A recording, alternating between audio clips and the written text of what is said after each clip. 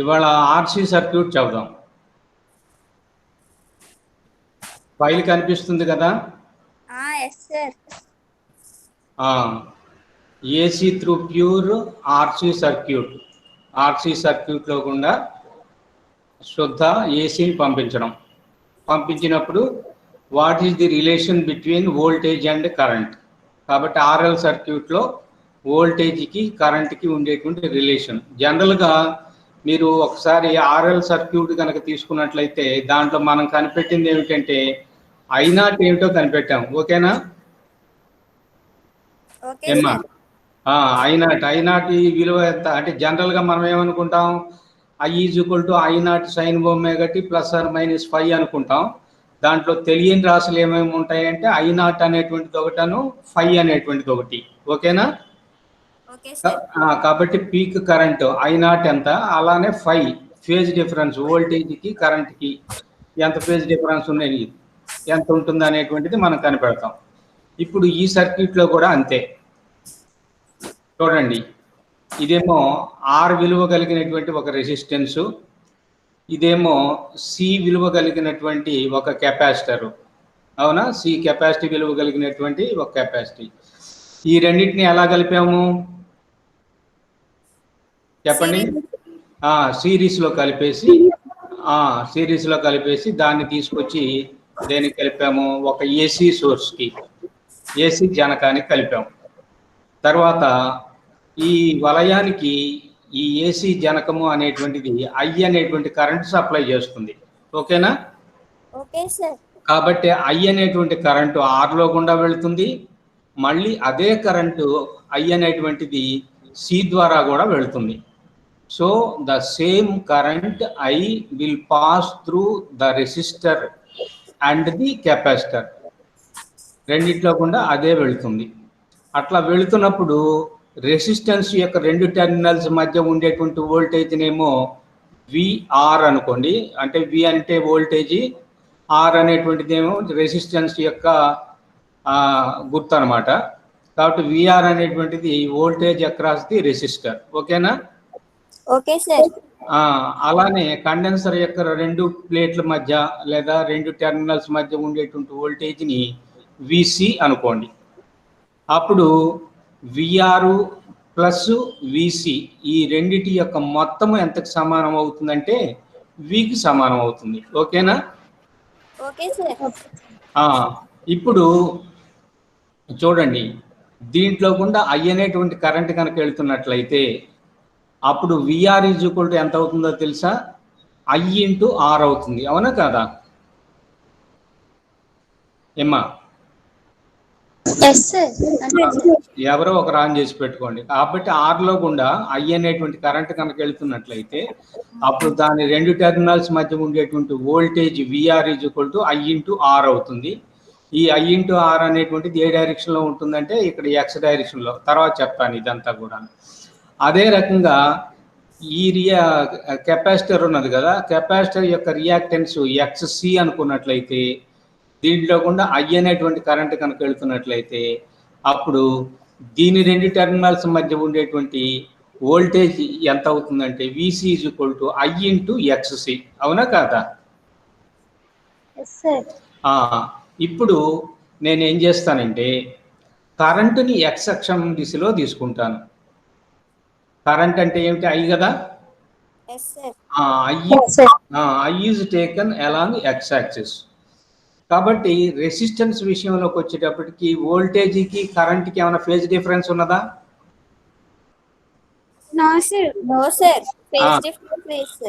Phase difference లేదు. అందువల్ల I ఏ డైరెక్షన్లో ఉంటుందో అదే డైరెక్షన్లో VR కూడా ఉంటుందిగా. కాబట్టి VRని కూడా నేను ఏ దిశలో చూపించవచ్చు? X డైరెక్షన్, I డైరెక్షన్లోనే లేదా X డైరెక్షన్లో చూపిస్తాను. అట్లనే VC తీసుకున్నట్లయితే కండెన్సర్ విషయంలోకి వచ్చేసరికి వోల్టేజీ కరెంటు ఈ రెండింటి మధ్య ఫేజు ఎలా ఉంది? ఏది ముందు వెళ్తుంది, ఏది తర్వాత వెళ్తుంది చెప్పండి? వోల్టేజ్ ముందు వెళ్తుంది సార్, కరెంట్ ముందు వెళ్తుంది సార్, తర్వాత వోల్టేజ్ వెళ్తుంది సార్. కరెక్ట్. అమ్మాయి చెప్పిందేమో ఇండక్టర్కి చెప్పింది. ఇండక్టర్లో అయితే కరెంట్ ముందు వోల్టేజ్ వెనక్కి వెళ్తుంది. కానీ కండెన్సర్ విషయంలోకి వచ్చేసేటప్పటికి కండెన్సర్లో వోల్టేజ్ లీడింగ్, కరెంట్ ఏమో లాగింగ్. కాబట్టి ఎక్స్ డైరెక్షన్లో కరెంట్ తీసుకుంటే దానికంటే 90 degrees వెనకబడి ఉండాలి కదా వీసీ. కాబట్టి దాన్ని ఏ డైరెక్షన్లో చూపించాలి? వై డాష్ కదా. కాబట్టి వై డాష్ డైరెక్షన్లో చూపించాను. ఇది వీసీ అనేటువంటిదేమో ఈ డైరెక్షన్లో చూపించాను, విఆర్ అనేటువంటిదేమో ఈ డైరెక్షన్లో చూపించాను. So VR and VC, these two are represented by two adjacent sides of a parallelogram. ఒక పారలాగ్రామ్ యొక్క రెండు అడ్జసెంట్ సైడ్స్ చేత కనుక చూపించినట్లయితే అప్పుడు ఆ పారలాగ్రామ్ యొక్క హైపాటిన్యూస్ అంటామా. హైపాటిన్యూస్ ఏమి ఇస్తుందంటే ఈ విఆర్ విసిల యొక్క రిజల్టెంట్ వోల్టేజ్ని, అంటే వి అనేటువంటి దాన్ని డైరెక్షన్లోను మ్యాగ్నిట్యూడ్లోను సూచిస్తుంది. కాబట్టి వి అనేటువంటిది ఏ డైరెక్షన్లో ఉంటుందంటే ఇదిగో ఈ డైరెక్షన్లో ఉంటుంది. And this is making an angle phi with the current. కాబట్టి రిజల్టెంట్ వోల్టేజ్ అనేటువంటిది ఇప్పుడు లీడ్ చేస్తుందా లాగ్ అవుతుందా చెప్పండి. ఏమా? లీడ్ చేస్తుంది సార్. కరెంట్ ముందు వెళ్తుందా వోల్టేజ్ ముందు వెళ్తుందా? కరెంట్ ముందు వెళ్తుంది sir. So current is leading and voltage is logging behind. ఎంత యాంగిల్ అనేది చెప్పలేంగా. ఇప్పుడు 90 degrees అనే లేకపోతే 180 degrees అని అటు చెప్పలేం కదా. అది మనం క్యాలిక్యులేట్ చేయాలి. అది ఓన్లీ కండెన్సర్ లేదా ఓన్లీ రెసిస్టర్ ఉన్నట్లయితే ఫేజ్ డిఫరెన్స్ లేదని, ఓన్లీ కండెన్సర్ ఒకటే ఉన్నట్లయితే 90 degrees వెనకబడి ఉందని చెప్తాం. కానీ ఇప్పుడు విఆర్ విసి ఉన్నప్పుడు ఈ రెండు యొక్క రిజల్టెంట్ ఇదిగో వి డైరెక్షన్లో ఉన్నది. కాబట్టి ఇప్పుడు మనం ఏం చేయాల్సి వస్తుందంటే ఇప్పుడు I0 విలువని కనిపెట్టాలి ఒకటి, రెండవది ఏంటి 5 విలువని కనిపెట్టాలి. ఇవి రెండే కదా మనం ప్రతిసారి కనిపెట్టేది, అవునా కదా. తర్వాత మీకు XC విలువ తెలుసు కదా. ఎంత? XC is equal to 1/ωc sir. అట్లా XL ఎంత? Omega L. ఇప్పుడు ఇక్కడ చూడండి, వి గనక కావాల్సి వస్తే, ఇప్పుడు ఈ వి కావాల్సి వస్తే ఇదిగో విఆర్ స్క్వేర్ ప్లస్ విఎల్ స్క్వేర్కి రూట్ కడితే సరిపోతుందా కాదా? ఏమా? ఈ డయాగనల్ వి రావాలంటే V is equal to root of VR square plus VC స్క్వేరా కాదా? కాబట్టి ఆ రెండు భుజాల యొక్క వర్గాలకి వర్గమూలం కనుక కనిపెట్టేసినట్లయితే అప్పుడు వి వస్తుంది. So V is equal to root of VR square plus VC square. VR is equal to ఎంత అని తెలుసు మనకి? IR sir. ఐఆర్. కాబట్టి ఐ స్క్వేర్ ఆర్ స్క్వేర్. అలానే విసి స్క్వేర్ తీసుకున్నట్లయితే I into XC whole square, this is equal to I square X square. అవునా? XC square. ఇప్పుడు ఈ రెండింటిలో ఐ స్క్వేర్ బయటకు లాగి రూట్లోంచి బయటకు తీసుకొస్తే ఐ అవుతుంది, అవునా కదా. కానీ V is equal to I Z, అవునా కదా. జెడ్ అంటే ఏమిటి? ఇంపిడెన్స్. రెసిస్టెన్స్ రియాక్టెన్స్ రెండు కలిసి ఉన్నట్లయితే దాని ఇంపిడెన్స్, అవునా. అది XC అయినా కావచ్చు లేదా XL అయినా కావచ్చు. ఇంతకుముందు XL అనేటువంటిది వచ్చిందిగా. కాబట్టి దీంట్లో ఒక ఐఆర్ స్క్వేర్ని దీంట్లో ఒక ఐఆర్ స్క్వేర్ని బయటకు తీసుకొచ్చి కామన్గా దాంట్లో రూట్లోంచి బయటకు తీసుకొస్తే ఐ వస్తుంది. తర్వాత వి ఈజ్ ఈక్వల్ టు ఇటువైపు ఐజెడ్ ఉన్నది, ఇటువైపు ఐని ఇటువైపు ఐని కొట్టేసినట్లయితే అప్పుడు జెడ్ ఈజ్ ఈక్వల్ టు ఏమవుతుంది చెప్పండి? Root of R square plus XC square, అంతే కదా. కాబట్టి ఇప్పుడు పీక్ కరెంట్ కావాలనుకున్నట్లయితే I0 is equal to V0 by Z కాదా? ఓకేనా? Okay sir. పీక్ కరెంట్ రావాలనుకున్నట్లయితే పీక్ వోల్టేజ్ని ఇంపిడెన్స్ చేత డివైడ్ చేసినట్లయితే, జనరల్గా రెసిస్టెన్స్కి అయితే R వస్తుంది, ఇండక్టర్ కనుక వస్తే ఏమవుతుంది? XL వస్తుంది.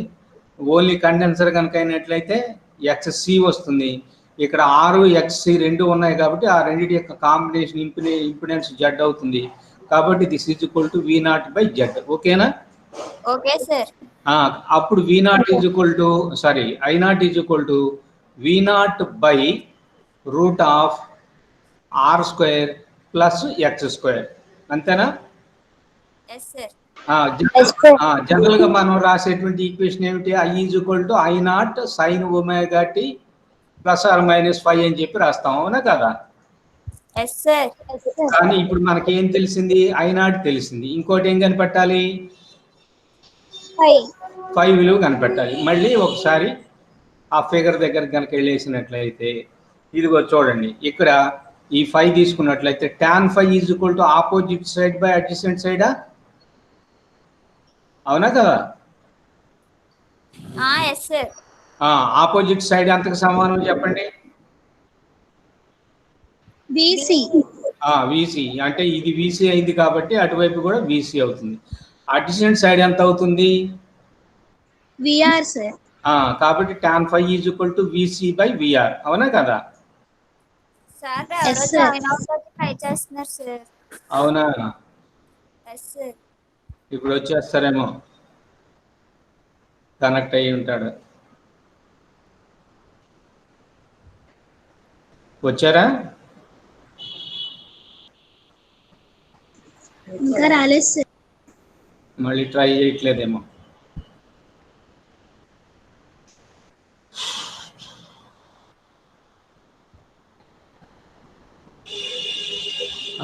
మేఘన అనే అమ్మాయినా? Yes sir. ఓకే. ఇప్పుడు చూడండి, tan phi ఎంత వచ్చింది? VC/VR. VC/VR. VC is equal to ఎంత తెలుసు మనకి? I ఇంటూ XC అనా? Into XC.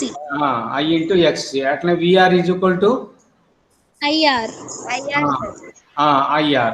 కాబట్టి I క్యాన్సిల్ అయిపోతుంది. అప్పుడు tan phi is equal to XC/R అవుతుంది. కానీ XC ఈజ్ ఈక్వల్ టు ఏమని తెలుసు మనకి? 1/ωc. కాబట్టి tan phi is equal to 1/ωc into R అవుతుందా? Yes sir. అప్పుడు phi ఈజ్ ఈక్వల్ టు ఎంత అవుతుంది? tan ఇన్వర్స్ 1/ωcR, అవునా? Yes sir. ఇప్పుడు ఇక్కడ phi అనేటువంటిది ఏమవుతుందంటే నెగటివ్ అవుతుంది. ఎందువల్ల నెగటివ్ అయింది? ఇది 4th క్వాడ్రంట్ లో ఉంది కదా? Yes sir. అదే ఫస్ట్ క్వాడ్రంట్ లో కనుక ఉన్నట్లయితే ఆల్ ఆర్ పాజిటివ్ అవుతుంది సార్. పాజిటివ్ అయి ఉండేది. ఇటువైపుకి వచ్చేసేటప్పటికి ఏమైపోయింది? అది నెగటివ్ అయిపోయింది.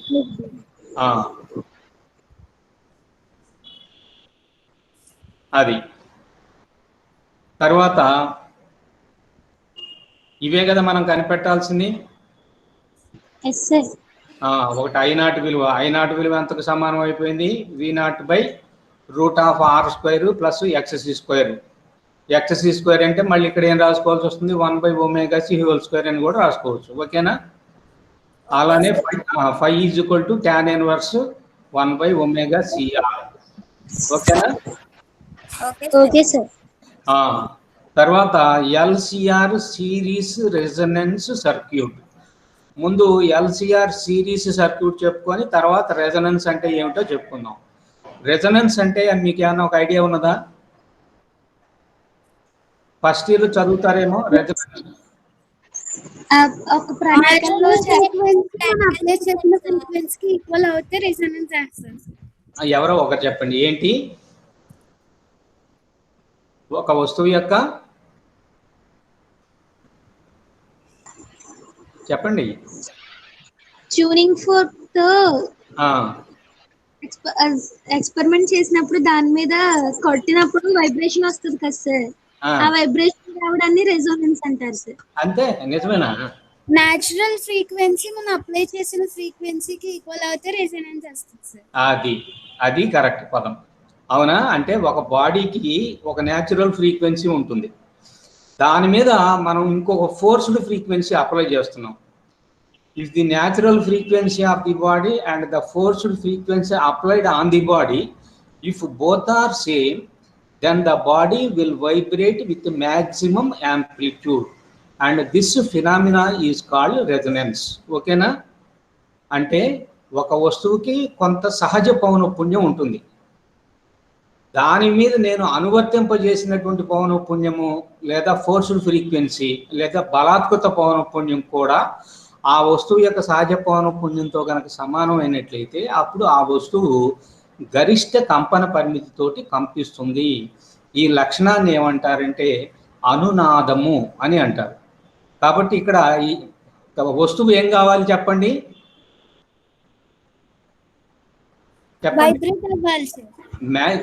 It should vibrate with maximum amplitude. ఓకేనా? అలానే ఒక సర్క్యూట్ రెజనెన్స్ లో ఉన్నది అంటే అర్థం ఏమిటో తెలుసా? That circuit should carry or it should pass maximum current through the circuit. వలయము అనేటువంటిది తన ద్వారా గరిష్ట విద్యుత్ ప్రవాహాన్ని గనక పంపించినట్లయితే దానిని అనునాద వలయము అని అంటారు. ఎల్సిఆర్ సిరీస్ రెజొనెన్స్ సర్క్యూట్ అంటే ఎల్సిఆర్ శ్రేణి అనునాద వలయము. ఎల్సిఆర్ శ్రేణి అనునాద వలయం అంటే ఇప్పుడు దీంట్లో మనము అనునాదం అనేటువంటి దాన్ని కలిగించాలి అంటే మ్యాక్సిమం కరెంట్ వచ్చేటట్టు చేయాలి. ప్రస్తుతానికి నేను ఏం చేస్తున్నానంటే ఇంతకు ముందులాగానే తీసుకొస్తాను. ఏమిటి, ఆర్ఎల్ సర్క్యూట్లో ఏం చేశాను, ఆర్సి సర్క్యూట్లో ఏం చేశాను, అక్కడ అయినా కూడా I0 విలువ రాబట్టాను, 5 విలువ రాబట్టాను. అవునా కదా? కాబట్టి ఇక్కడ కూడా నేను చేసే ఘనకార్యం ఏంటి, I0 వాల్యూ 5 వాల్యూ కనుక్కోవాలి. అంతే. మీరు ఏసీ వలయాలకు వచ్చేటప్పటికి మీరు ఫైనల్ గా కనిపెట్టాల్సినటువంటిది మాత్రం అది గుర్తుపెట్టుకోండి. ఓకేనా? అనునాదం విషయానికి తర్వాత వెళ్దాం.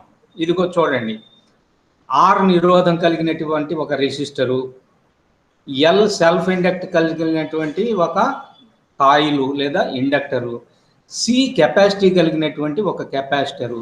ఈ మూడింటిని కూడా ఎలా కలిపాను, they are connected in series, ఒక శ్రేణిలో కలిపాను. ఓకేనా? అంతవరకు అర్థమైందా? ఇంతకుముందు 2 ఫస్ట్ టైం ఒకటే తీసుకున్నాం, తర్వాత 2 తీసుకున్నాం, ఇప్పుడు ఎన్ని తీసుకున్నాం? 3 తీసుకున్నాం. ఈ శ్రేణికల్లో కలిపినటువంటి దీన్ని తీసుకొచ్చేసి మళ్ళీ దేనికి కలిపాము, ఏసీ సోర్స్ కి కలిపేశాం. ఇదిగో ఇది ఏసీ సోర్సు, దీని వోల్టేజ్ ఎంత ఉన్నది అంటే వి అంటే ఏంటి అర్థం, V0 sin ωt. ఓకేనా? ఇది ఐ అనేటువంటి కరెంటుని ఈ వలయానికి సప్లై చేస్తుంది. ఎంత కరెంటు? ఐ అనేటువంటి కరెంట్ దీంట్లో గుండా కనుక వెళ్తుంటే ఆర్లో గుండా, అప్పుడు దీనికి కొంత వోల్టేజ్ వస్తుంది. ఆ వోల్టేజ్ని విఆర్ అన్నాము. VR is equal to IR, అవునా కదా? దీంట్లో గుండా కూడా ఏం వెళ్తుంది, అదే కరెంట్ వెళ్తుంది. ఎందువల్లంటే ఈ 3 కూడా శ్రేణిలో ఉన్నాయి కాబట్టి ఆర్లో గుండా ఎంత కరెంట్ వస్తుందో అదే కరెంట్ దీంట్లో గుండా కూడా వెళ్తుంది. అప్పుడు దీనికి ఉండేటువంటి రియాక్టెన్స్ కనుక ఎక్స్ఎల్ అనుకున్నట్లయితే అప్పుడు ఇక్కడ ఉండేటువంటి voltage VL is equal to I into XL. అవునా కదా? ఓకే. అట్లనే చెప్పండి.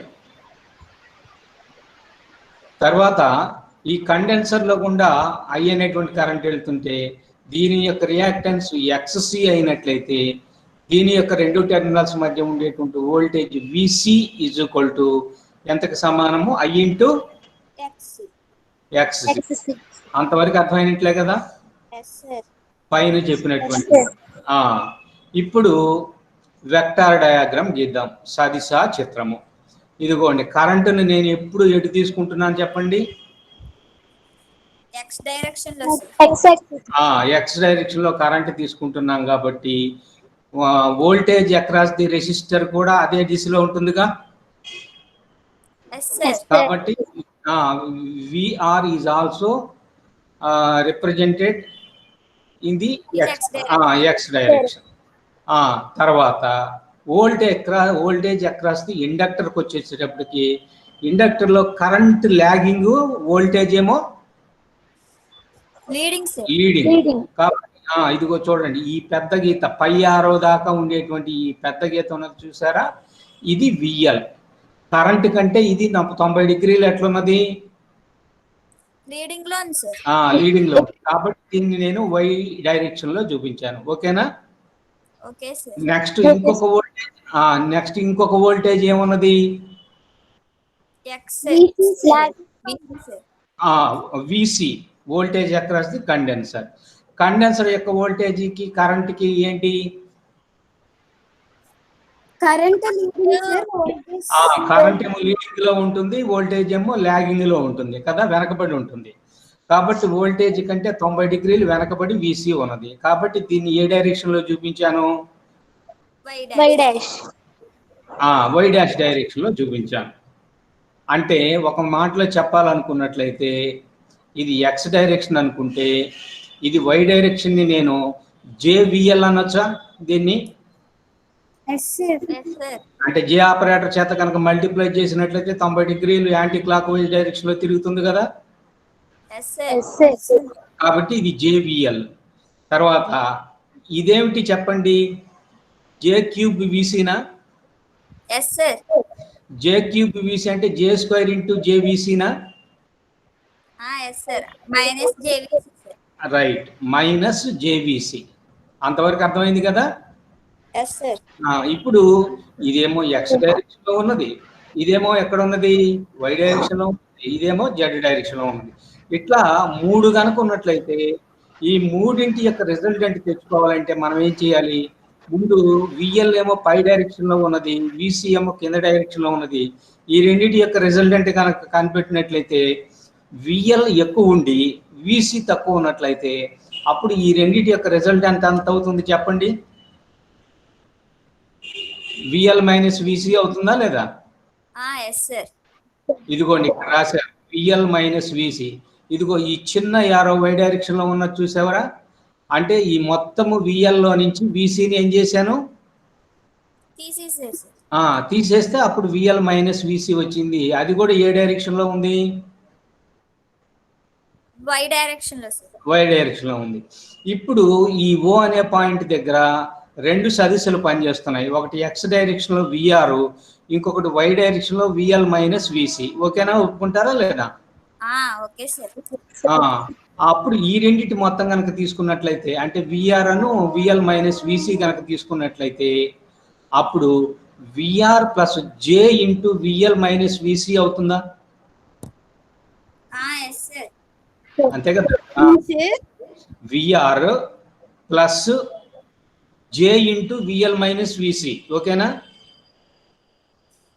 Okay sir. అంటే VL minus VC Y direction లో ఉంది కాబట్టి జే చేత మల్టిప్లై చేశాను.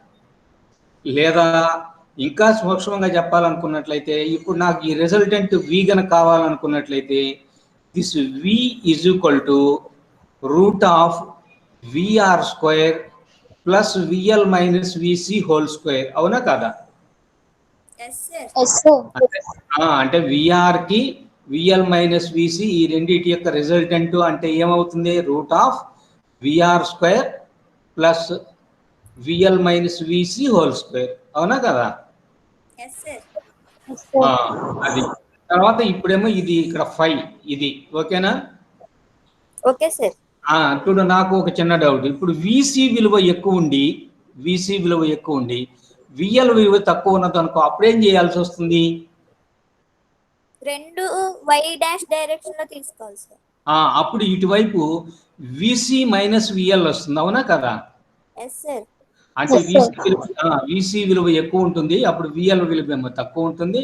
కాబట్టి ఎక్కువ మైనస్ తక్కువ తీసుకుంటే విసి మైనస్ విఎల్ అప్పుడేమవుతుందో తెలుసా, మైనస్ జే. అవునా? Minus J into VC minus VL అవుతుంది. ఓకేనా? Okay sir. అప్పుడు వి ఎటువైపుకి వస్తుంది, 4th క్వాడ్రంట్ లోకి వస్తుందా? అంతేనా కదా? ఇప్పుడు VL minus VC Y direction లో ఉంది కాబట్టి ఫస్ట్ క్వాడ్రంట్ లోకి వచ్చింది వి విలువ.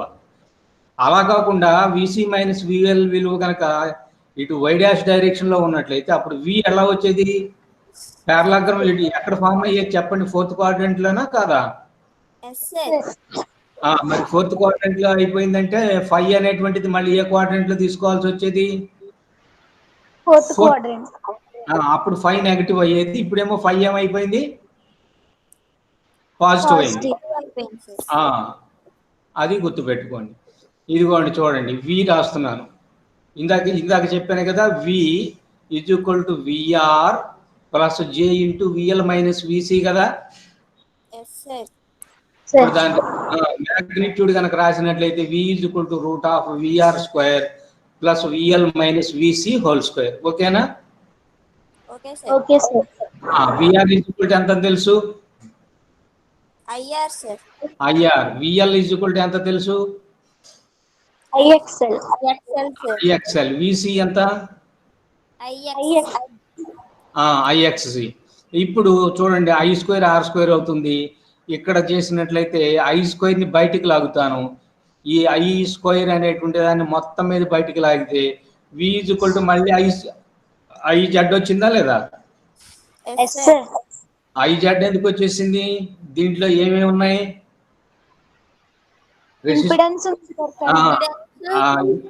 రియాక్టెన్స్ ఉన్నది, రెసిస్టెన్స్ ఉన్నది, రెండు ఉన్నాయి. కాబట్టి ఏమొచ్చింది? ఇంపిడెన్స్ వచ్చింది. కాబట్టి వి ఈజ్ ఈక్వల్ టు ఏమైపోయింది? ఐ జెడ్ అయిపోయింది. ఓకేనా? Okay sir. అప్పుడు జెడ్ ఈజ్ ఈక్వల్ టు ఇటు క్యాన్సిల్ అయిపోతే Z is equal to root of R square plus XL minus XC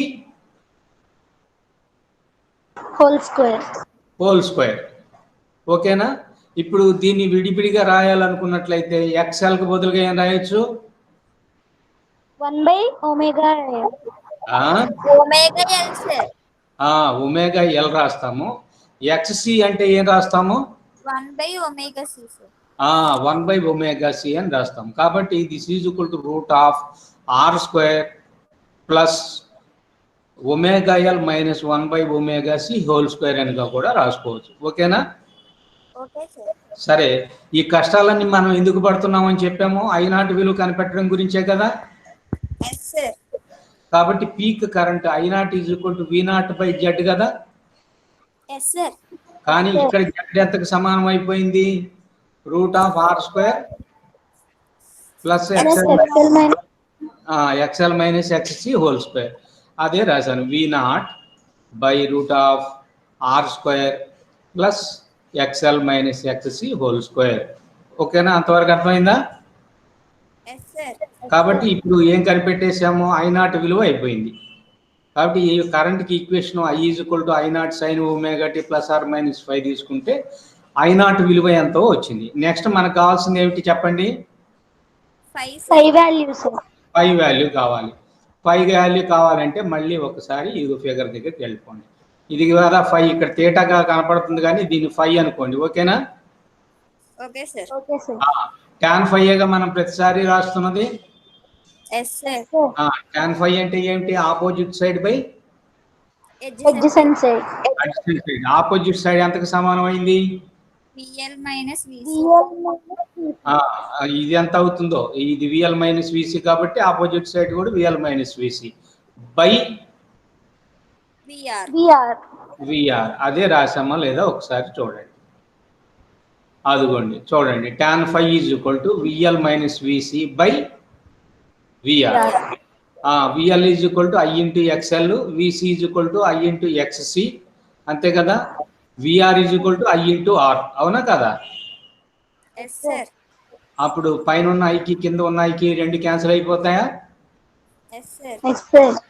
అప్పుడు tan 5 is equal to XL minus XC by ఎంత అవుతుంది? Are అవుతుంది.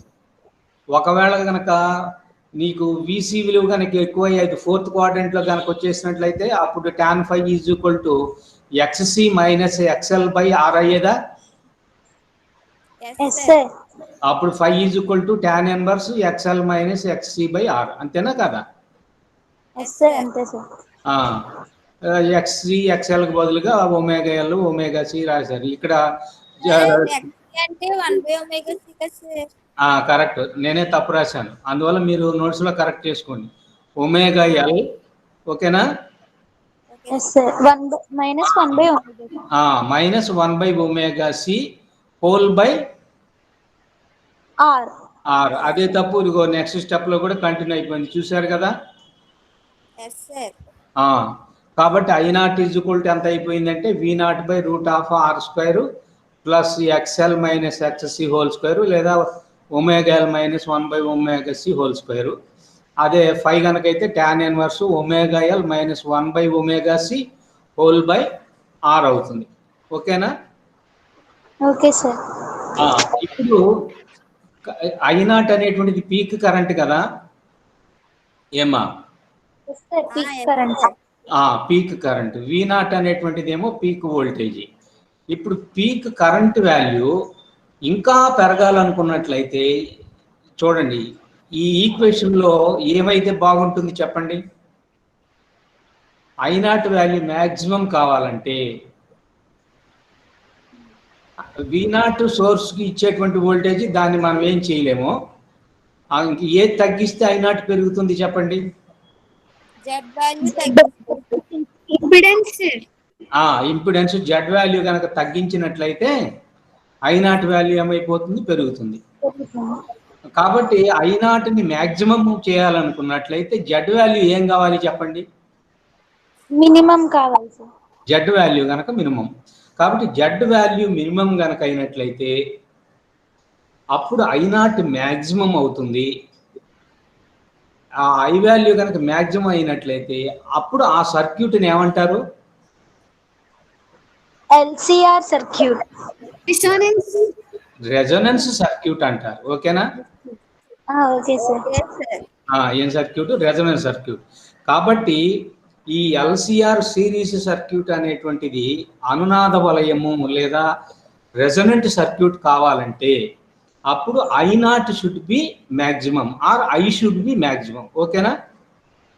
Okay sir. Then Z should be minimum. జెడ్ విలువ minimum అయి ఉండాలి. అప్పుడు మాత్రమే ఆ సర్క్యూట్ మనం ఏమంటున్నాము? రెజొనెన్స్ సర్క్యూట్ అని చెప్పేసి అంటున్నాను. సరే, ఇప్పుడు I is equal to V/Z. నేను ఇప్పుడు పీక్ విలువకి రాయట్లేదు, జనరల్ ఈక్వేషన్ రాస్తున్నాను. I ఈజ్ ఈక్వల్ టు ఏమిటి? V/Z. V/Z అయితే V/Z వాల్యూ ఎంత అని తెలుసు మనకి? Root of XL minus XC whole square. XC minus ఇది. కాబట్టి జెడ్ వాల్యూ ఎంతో తెలిసింది. తర్వాత మీకు ఇంకొక చిన్న విషయం చెప్పడం మర్చిపోయాను. ఈ Z is equal to √r² plus XL minus XC whole square అనేటువంటిది దీని మీద 5 మార్కులకి ఒక ప్రాబ్లం ఇస్తుంటాడు. ఓకేనా? Okay sir. అంటే R ఇస్తాడు, ఫ్రీక్వెన్సీ ఇస్తాడు, అవునా? తర్వాత L వాల్యూ కానీ లేకపోతే C వాల్యూ కానీ ఇస్తాడు, జెడ్ వాల్యూ కనిపెట్టుకుంటుంటాడు. ఓకేనా? Okay sir. ఇప్పుడు జెడ్ వాల్యూ మినిమం కావాలంటే ఈ రూట్ లో ఉన్నటువంటి వాల్యూ మినిమం కావాలా పర్లేదా? Yes sir. అప్పుడే కదా ఆర్ని నువ్వు మార్చడం వీలవుతుందా? లేదు సార్. ఎందువల్ల మార్చలేవు చెప్పు? R is independent off frequency. అవునా? R అనేటువంటిది పౌనఃపున్యం మీద ఆధారపడనటువంటిది. కాబట్టి ఆర్ని మీరేమీ చేయలేరు. ఓకేనా? Okay sir. ఇక దేన్ని చేయాలి మీరు? XL minus XC. ఆ రెండు కూడా దేని మీద ఆధారపడతాయి? XL అనేటువంటిది రియాక్టెన్సే, XC అనేటువంటిది కూడా రియాక్టెన్సే. Reactance XL is equal to ఏమిటి? ωL. Yes sir. XC is equal to 1/ωc నా? Yes sir. కాబట్టి వోల్టేజ్ ని మార్చకుండానే ఫ్రీక్వెన్సీ మారుస్తూ XL విలువని XC విలువని ఈ రెండింటి విలువలను మార్చుకోవచ్చుగా. కాబట్టి ఏదో ఒక నిర్దిష్టమైనటువంటి ఫ్రీక్వెన్సీ వచ్చినప్పుడు XL XC రెండు సమానం అయిపోతాయి. XL XC కనుక సమానం అయిపోతే అప్పుడు XL మైనస్ XC ఎంత అవుతుంది? 0 సార్. 0 అవుతుంది. అప్పుడు ఏం మిగులుతుంది ఇక్కడ? R² కి రూట్ ఉన్నది కాబట్టి ఏం మిగులుతుంది? ఆర్ మిగులుతుంది సార్. ఆర్ మిగులుతుంది. అంటే జెడ్ ఈజ్ ఈక్వల్ టు ఎంత అవుతుంది? Are sir. కాబట్టి ఎల్సిఆర్ శ్రేణి వలయములో లేదా సిరీస్ రెజొనెంట్ సర్క్యూట్ లో చూడండి, జెడ్ విలువ మినిమం ఎంత? Are sir. మినిమం 6, మాక్సిమం ఎంత అయినా ఉండొచ్చు. ఓకేనా? అంతవరకు ఒప్పుకుంటారా? Yes sir. Okay sir. తర్వాత ఇప్పుడు మనం ఆ జెడ్ విలువని మినిమం కావాలంటే XL minus XC is equal to ఎంత అని చెప్పినాం? 0 కావాలన్నాగా. Yes sir. అంటే omega L minus 1/ωc is equal to ఎంత కావాలి? 0 అవ్వాలి సార్. 0 కావాలి. అప్పుడు 1/ωc ఇటువైపు తీసుకొస్తే omega L is equal to 1/ωc, అవునా కదా? Yes sir. ఇప్పుడు ఈ ఒమేగా నటు తీసుకెళ్ళి ఆ ఎల్ ఇటు తీసుకురండి. అప్పుడు omega square is equal to ఎంత అవుతుంది? 1/LC. అవునా కదా? Yes sir. అప్పుడు ఒమేగా కావాలనుకున్నట్లయితే రూట్ కట్టాలనా పర్లేదా? చేయాలి సార్. Yes sir. కాబట్టి omega is equal to 1/√LC. కానీ మనకి ఒమేగా ఈజ్ ఈక్వల్ టు ఏమని తెలుసు? 2πf. 2πf. కానీ రెజొనెన్స్ ఫ్రీక్వెన్సీ దగ్గరే కదా ఇది మనం చూస్తున్నది, అంతే కదా? Yes sir. రెజొనెన్స్ ఫ్రీక్వెన్సీ అంటే అర్థం ఏంటంటే మ్యాక్సిమం కరెంట్ ఎక్కడ పంపిస్తుంది అంటే ఈ వాల్యూ అంటే ఎక్స్ఎల్ మైనస్ సి ఎక్కడైతే 0 అయిపోతుందో అక్కడ పంపిస్తుంది. కాబట్టి ఆ పర్టికులర్ ఫ్రీక్వెన్సీని నేనేమనాలి? రెజొనెన్స్ ఫ్రీక్వెన్సీ అంటాను. కాబట్టి మామూలు ఫ్రీక్వెన్సీకి రెజొనెన్స్ ఫ్రీక్వెన్సీకి తేడా చూపించడం కోసం ఏం చేస్తున్నానంటే F0 అంటాను. ఓకేనా? Okay sir. Equal to F0 at resonance frequency. ఓకేనా? Okay sir. అప్పుడు omega is equal to 2πf0 అవుతుందా? Yes sir. కాబట్టి 2πf0 లేదా omega is equal to 1/√LC. అప్పుడు F0 ఇటు ఉంచుకున్నట్లయితే 2π ఇటు తీసుకొస్తే అప్పుడు resonance frequency F0 is equal to 1/2π√LC. ఓకేనా? Okay sir. కాబట్టి రెజొనెన్స్ ఫ్రీక్వెన్సీకి ఇది ఎక్కువ సార్లు ఇదే క్వశ్చన్ అడుగుతుంటాడు. రెజొనెన్స్ ఫ్రీక్వెన్సీకి ఈక్వేషన్ రాబట్టమంటాడు. మనం 10 మార్కుల కింద అడుగుతుంటాడు. ఎల్సిఆర్ సిరీస్ రెజొనెంట్ సర్క్యూట్ మీరు పైన ఉన్న కథ మొత్తం రాసుకురావాలి. మళ్ళీ రెజొనెన్స్ దగ్గర నుంచి కూడా మొదలు పెట్టాలి. అంటే వాడి ఉద్దేశంలో చూడండి, ఈ పై బొమ్మ దగ్గర నుంచి ఇదిగో ఇక్కడి నుంచి I0 వాల్యూ అంటే V0/Z అని, అట్లనే φ is equal to tan inverse omega L minus 1/ωc/r అనేటువంటిది అంతవరకు తీసుకొస్తే ఏమిటి? 5 మార్కులు. తర్వాత ఈ రెజొనెన్స్ సర్క్యూట్ దీని గురించి ఎక్స్ప్లెయిన్ చేస్తే ఇంకొక 5 మార్కులు, మొత్తం 10 మార్కులు. ఓకేనా? Okay sir. ఈ చాప్టర్ లో 10 మార్కులకి ఇది ఇంపార్టెంట్. ఇది కానీ లేకపోతే ఎల్సిఆర్ ప్యారలల్ రెజొనెంట్ సర్క్యూట్ అనేటువంటిది కూడా ఇంకొకటి ఉంటుంది అనమాట. ఓకేనా? Okay sir. ఇప్పుడు మనం ఏమి తీసుకొచ్చాం? F0 ఈజ్ ఈక్వల్ టు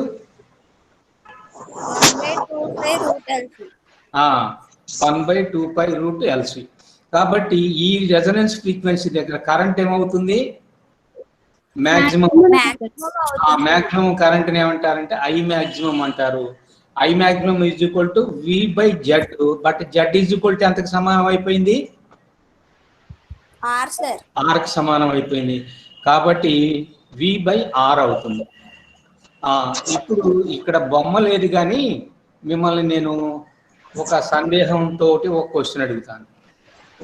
ఇక్కడ ఎక్స్ఎల్ అనేటువంటిది ఫ్రీక్వెన్సీ పెరిగితే ఏమవుతుంటుంది? పెరుగుతూ ఉంటుంది, అంతే కదా? అంటే 2πf/L కాబట్టి XL is directly proportional to F. అదే రకంగా XC కనుక తీసుకున్నట్లయితే అప్పుడు 1/ωc వాల్యూ ఎట్లుంటుంది?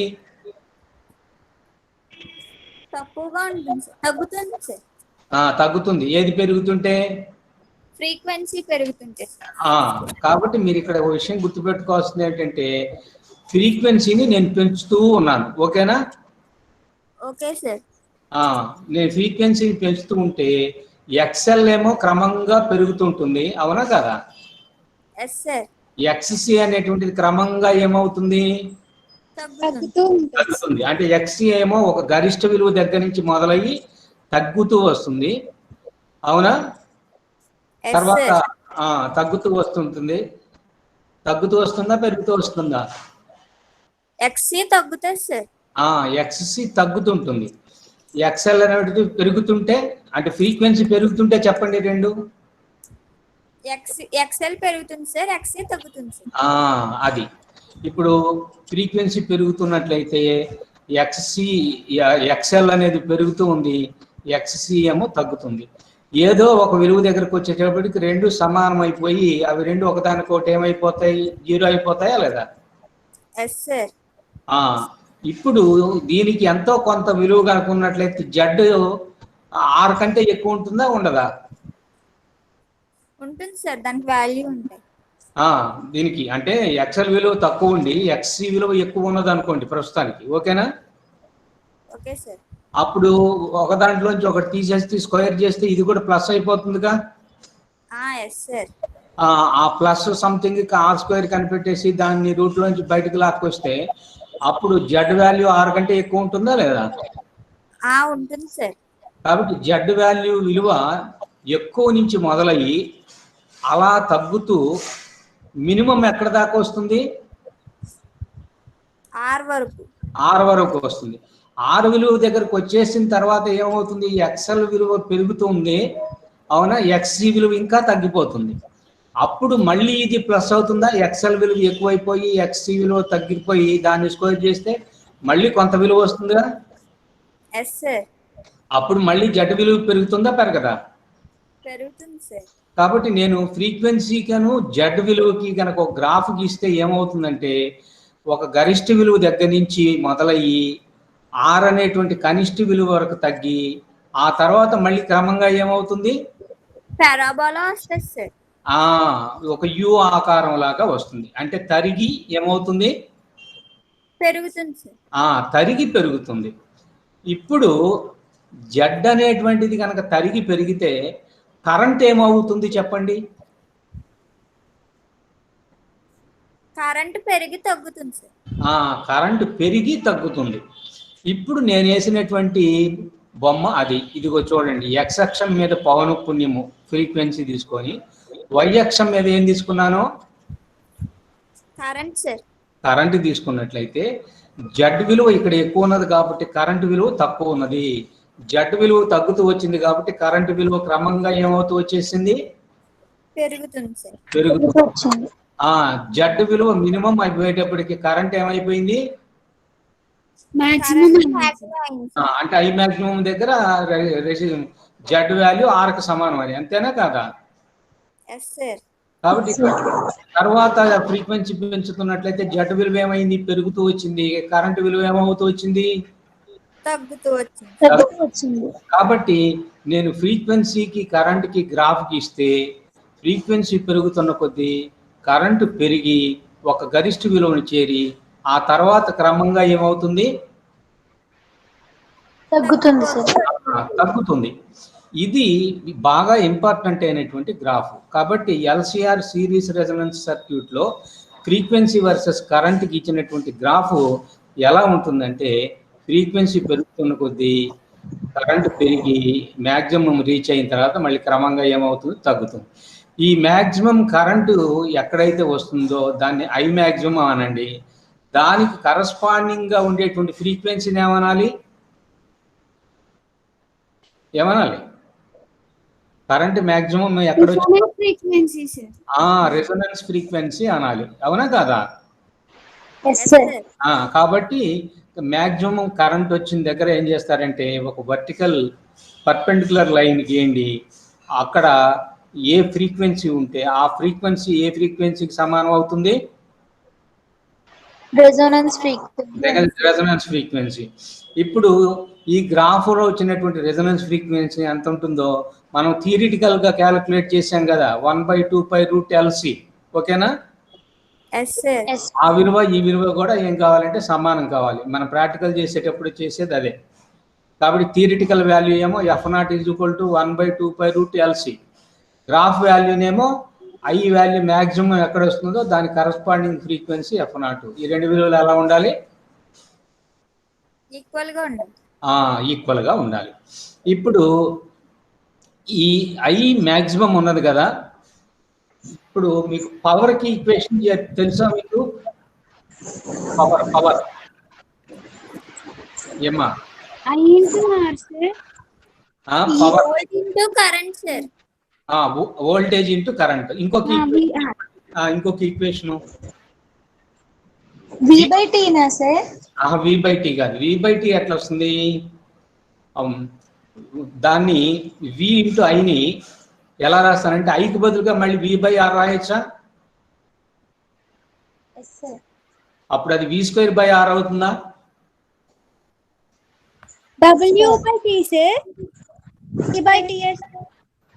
అలా కాదు, నేను పవర్కే అడుగుతున్నాను. Wకే power is equal to V into I, అవునా కదా? ఇప్పుడు నేను ఐకి బదులుగా V/R రాస్తే రాయొచ్చా పని లేదా?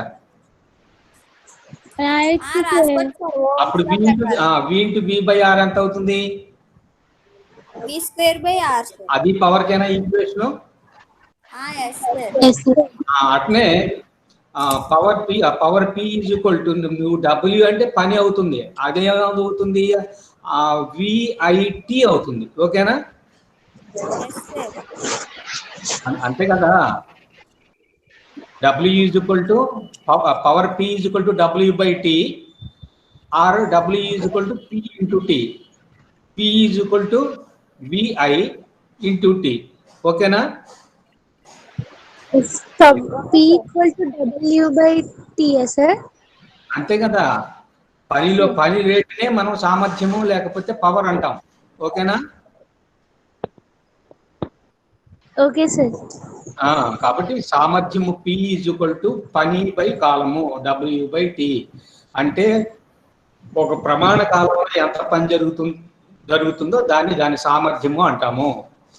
ఇప్పుడు సామర్థ్యము P ఈజ్ ఈక్వల్ టు ఎలక్ట్రిసిటీలోకి వచ్చేటప్పటికి V ఇంటూ ఐ. ఐకి బదులుగా V/R రాస్తే V²/R అయిందా లేదా P వాల్యూ?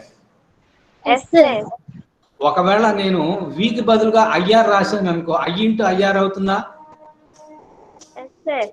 అంటే అది ఎంత అవుతుంది చెప్పండి? I²R అవుతుందా? కాబట్టి ఇప్పుడు పవర్ కి నేను ఎన్ని ఈక్వేషన్లు చెప్పాను? 3 చెప్పారు సార్. ఫస్ట్ ఏమిటి? W/T sir. W/T. అది దాన్ని తీసి పక్కన పెట్టండి. కరెంట్ లోకి వచ్చేటప్పుడు చెప్పండి. V ఇంటూ ఐ ఒకటి చెప్పాను, అవునా? ఇంకోటి ఏం చెప్పాను? V²/R చెప్పాను. ఇంకోటి ఏం చెప్పాను? I² into R. ఇప్పుడు పవర్ కనుక సగం అయింది అనుకోండి I²R లో, R కాన్స్టెంట్ అవునా కాదా? పవర్ బై 2 కనుక అయితే I² ఇంటూ R/2 అవుతుందా లేదా? R కాన్స్టెంట్ కాబట్టి నేను I²/2ని I/√2 హోల్ స్క్వేర్ అంటే రాయొచ్చా పని లేదా? కాబట్టి పవర్ కనుక హాఫ్ అయినట్లయితే కరెంట్ ఎంత అవుతుంది? 1/√2 అవుతుందా లేదా? కాబట్టి I కనుక మ్యాక్సిమం కనుక అయినట్లయితే I మ్యాక్సిమం √2 వాల్యూ ఎంతకు సమానం అవుతుందంటే ఆ పవర్ లో సగం అవుతుంది అన్నమాట. ఓకేనా? Okay sir. దాన్ని ఏమంటారు? అర్థం కాలేదు సార్ నాకు. ఏమా? నాకు అర్థం కాలేదు సార్. నీకు అర్థం కాలేదా? Power P is equal to I²/R. అంతవరకు అర్థమైందా?